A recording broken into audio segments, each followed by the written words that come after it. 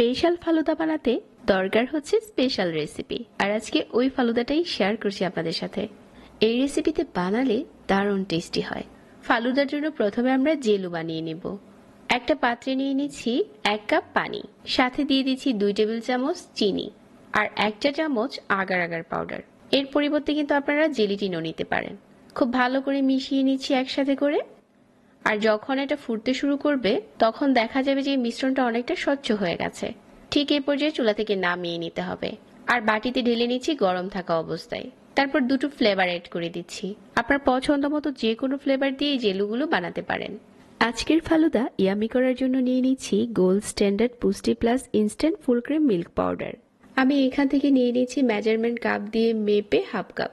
Half কাপের সাথে দিয়ে দিচ্ছি 2 কাপ পানি আর খুব ভালো করে মিশিয়ে নিচ্ছি। এটা খুব তাড়াতাড়ি গুঁড়া দুধের সাথে মিশে যায়। এই গোল্ড স্ট্যান্ডার্ড পুষ্টি plus instant full cream milk powder অনেক টেস্টি আর নিউট্রিশনের প্লাস প্লাস। নিউজিল্যান্ডের বিশুদ্ধ পরিবেশে বেড়ে ওঠা গরুর দুধে তৈরি। ডেজার্টটা মিষ্টি করার জন্য মিল্কের সাথে 1/4 কাপ চিনি মিশিয়ে নিচ্ছি। দুধটা কয়েকবার ফুটে উঠেছে আর এটা এখন ঘন হয়ে গেছে। চুলা থেকে নামিয়ে আমরা এটা ঠান্ডা করে নেব।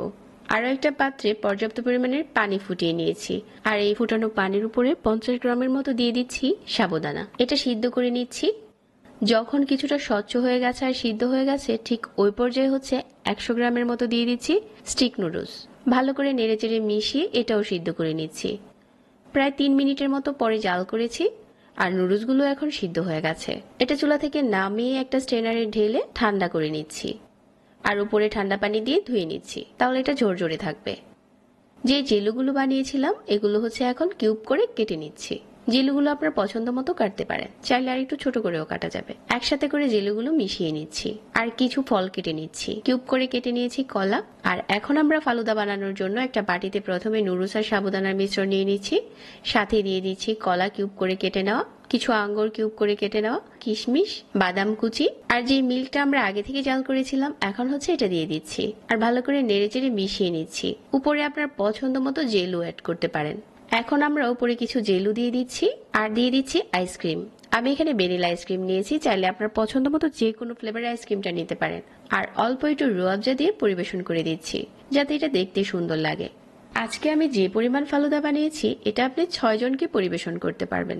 একদম সিম্পল রেসিপিতে আজকের ফালুদাটা শেয়ার করেছি। আশা করছি রেসিপিটি সবার ভালো লেগেছে। রেসিপি ভালো লাগলে পেজ ফলো করে রাখবেন।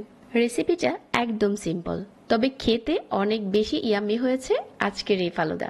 যারা এতক্ষণ সাথে ছিলেন সবাইকে ধন্যবাদ জানিয়ে আজকে এখানেই বিদায় নিচ্ছি। আল্লাহ হাফেজ।